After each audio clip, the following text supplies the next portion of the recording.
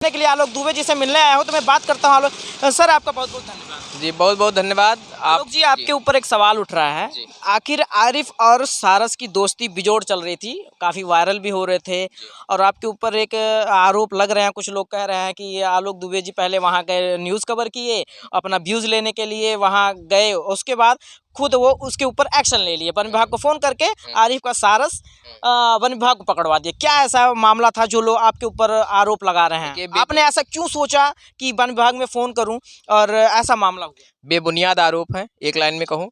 और दूसरी चीज़ ये है कि जो मैंने किया है, मैं अपने मौलिक कर्तव्यों का मैंने निर्वहन किया है। एक पत्रकार होने के नाते या मेरा दायित्व था कि मैं जब भी कोई खबर दिखाऊं तो उसमें संबंधित अधिकारी और संबंधित विभाग की बाइट होना ज़रूरी है।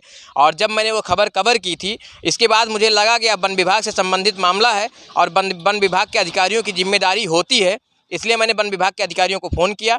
अब उसमें मैंने पूछा था, और वो भी मैंने प्रयागराज में पूछा था। मैंने पूछा था कि इस पर वन विभाग के अधिकारी क्या संज्ञान ले रहे हैं, क्या कार्रवाई का मन बना रहे हैं। तो उसमें उन्होंने कहा था कि मैं रेस्क्यू भी करवाऊंगा और जेल भी भेजने की कार्रवाई करूंगा।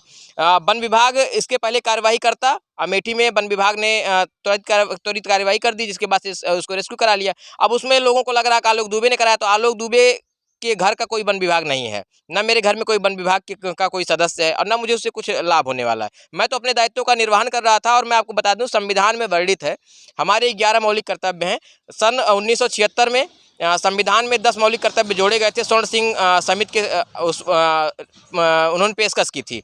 इसके बाद 2003 में 86वां संविधान संशोधन जब हुआ, उसमें 11वां मौलिक कर्तव्य जोड़ा गया, जिसमें क्रम नंबर 7 पर लिखा गया है, वन्य जीव पशु पक्षी कोई भी हो, आप उसका संरक्षण करें, उसके प्रति दया भाव रखें। आरिफ ने दया भाव रखा, आरिफ उसके संरक्षण कर रहे थे, मेरी शुभकामनाएं हैं। लेकिन इसके बाद एक जिम्मेदारी बनती थी कि वो वन विभाग को सूचना दें कि आखिर वो उन्होंने सूचना दी कि नहीं दी। अगर उन्होंने सूचना दिए होते, वन विभाग उसी समय आता, उसको रेस्क्यू करके ले जाता, सारी देखरेख वन विभाग करता। अब आप अपने घर में उसको रखे हुए हैं, तो कहीं ना कहीं आप घर में उसको पालना गैर कानूनी है, राजकीय पक्षी है। लेकिन आलोक जी, एक बात मुझे और नहीं समझ में नहीं आ रही है।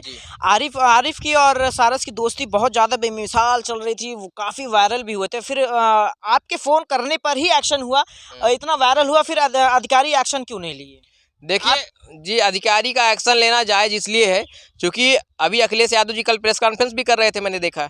तो मैं किसी पार्टी से हाल के ताल्लुकात नहीं रखता हूं, लेकिन दुर्भाग्य इस बात का है कि एक पूर्व मुख्यमंत्री अखिलेश यादव, जो पूर्व मुख्यमंत्री थे, और उन्होंने ही सारस को राजकीय पक्षी घोषित किया था, और यह देखते हुए घोषित किया था कि राजकीय पक्षी जो सारस है वो उसकी संख्या कम हो रही है, इसलिए उसको राजकीय पक्षी घोषित किया था।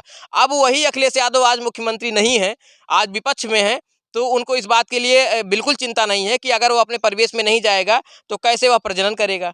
आपने यही तो देखा था कि सारस की संख्या कम हो रही है, इसलिए इसको राजकीय पक्षी घोषित कर दिया जाए।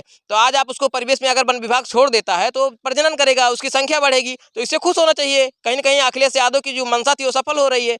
अब इस पे अब लोग राजनीति कर रहे हैं, तमाम चीज़ें हैं, और मेरा जो मंतव्य था मैंने अपना निर्वहन किया है। खबर को अधूरा नहीं दिखाना चाहिए, एक पत्रकार के दायित्व का मैंने निर्वहन किया। रही बात आरिफ के पास, कुछ लोग कह रहे हैं कि मैं भी गया था और मैंने एक वीडियो बनाया था। मेरे सभी वीडियो को आप उठाकर देख लीजिए। मैंने जो आरिफ से सवाल किया था वो सवाल कोई बेबुनियाद नहीं थे। जो मैंने सवाल किया था उस तरीके के सवाल अगर किसी में हिम्मत है तो करके दिखाए, और बहुत सारे लोग कवरेज किए थे। अगर उस तरीके का सवाल कोई किया है तो मुझे दिखाया जाए, मैं मानूंगा कि हाँ, यह व्यक्ति भी इस तरीके किया था। मैं कभी पत्रकारिता नहीं करता। मेरा चैनल है टाइम्स ऑफ यूपी, आप जाइए वहाँ देख लीजिए, आपको लगेगा कि आलोक दुबे कौन सी पत्रकारिता करते हैं। तो आलोक जी, एक बात और मैं पूछूंगा, कुछ पत्रकार जो है, मैंने वीडियो देखा, कुछ लोग आपको चटुकारिता पत्रकार कह रहे हैं, कुछ लोग तमाम तरीके का पूरा सवाल उठ रहा है। तो इस पर आप क्या कहेंगे? क्या आप ऐसा तो नहीं करते हैं जो आपको लोग बदनाम कर रहे हैं? मेरी ऑडियंस बता देगी मैं कैसा पत्रकार हूँ।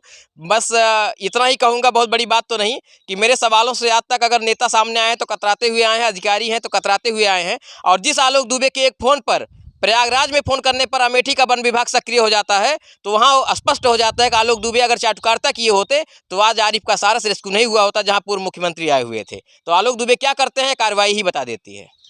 तो अभी आप लोगों ने देखा कि अभी आलोक जी हमारे साथ जुड़े हुए थे, और इन्होंने एक संविधान को देखते हुए अपना कार्य किया है, जो एक पत्रकार का कर्तव्य होता है। आलोक दुबे जी ने वो कहा, और किसी को अगर बुरा लगता है, वो लोग सोशल मीडिया पर काफ़ी वायरल कर रहे हैं। तो फिलहाल आप